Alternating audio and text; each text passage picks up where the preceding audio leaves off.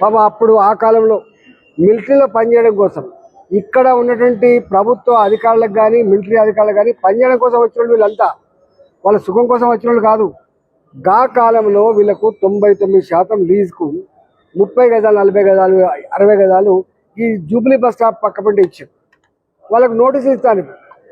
ఇక్కడ పెద్ద పెద్ద ఫంక్షన్ హాల్ కట్టుకున్నాడుకేమో వాడు కోర్టుకు పోతాడు, వాళ్ళకి ఇవ్వడం అనేటువంటి లేదు. కానీ ఈ గరీబ్ వాళ్ళు కోర్టు మెట్లు ఎక్కలేని వాళ్ళకు దుఃఖం తప్ప బాధ తప్ప తెలియని వాళ్ళకు ఊరికే నోటీసులు ఇచ్చే పద్ధతి ఉంటే నోటీసులు ఇవ్వద్దని నేను ఒక ఉత్తరం లెటర్ రాసిన.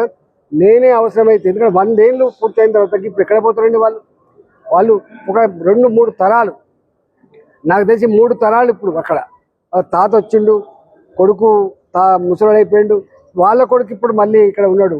అలాంటి వాళ్ళకు ఇది నోటీసులు ఇచ్చి ఇది ఉల్లి కూడా కొడతాం కాల్ చేయకపోతే పిచ్చి వేషాలన్నీ వద్దని చెప్పిన. అంటే కంటోన్మెంట్లో ఉన్న పార్కులు కావచ్చు, రోడ్లు కావచ్చు, డ్రైనేజీ వ్యవస్థ కావచ్చు, ఇవన్నీ కూడా మంచి చేయాలని చెప్పినాం. ఇక్కడ వాజ్పేయి గారు కట్టించిన ఇల్లు ఉన్నాయి. ఇక్కడ ఆ ఇల్లు మెట్లు మొత్తం రాడ్లు తేలినాయి, జంగ్ వస్తూ ఉంది, మొత్తం బిచ్చర్ ఉడిపోతూ ఉంది. ఇల్లు కూడా చక్కగా మెయింటెనెన్స్ లేక అదవుతుంది. అలా 20 ఉంటే ఒకటి మంచి లేకపోయినా 20 కూలిపోయే ప్రమాణం ఉంది. లోపలనేమో మంచుకుంటానే బయటనే మంచి లేదు. వాళ్ళ పైసలు లేవు. మొన్న పోయి చూస్తే పైసలు లేవు. అక్కడ నీళ్ళ పైప్ లైన్లు కానీ, డ్రైనేజ్ పైప్ లైన్లు కానీ, రోడ్లు కానీ, ఆ ఇల్లు కూడా బాగు చేయడం కోసం కూడా డబ్బులు పెట్టమని చెప్పారు. వాళ్ళ దగ్గర డబ్బులు లేవు. పాపం పోయి 50 లక్షలు ₹1 కోటి అయితే మళ్ళీ కొంచెం రిపేర్ చేయిస్తే మంచిగా చేయిస్తే కొంత ఇంకో 10 ఏళ్ళు 20 ఏళ్ళ సర్వీస్ ఉంటుంది. కాబట్టి అలాంటి వాటి కోసం కూడా ప్రతిపాదన పెట్టాం.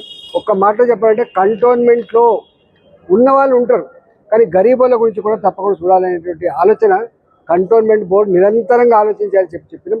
కాబట్టి ఇక్కడ ఉన్న వాళ్ళకు కరెంటు సప్లై చేయకుండా, ఇక్కడ ఉన్న వాళ్ళకు టాయిలెట్ కట్టుకోకుండా, ఇక్కడ ఉన్న వాళ్ళకు ఏ సౌకర్యం లేకుండా వాళ్ళొక బానిస లెక్క చూసే మనస్తత్వం మంచిది కాదు.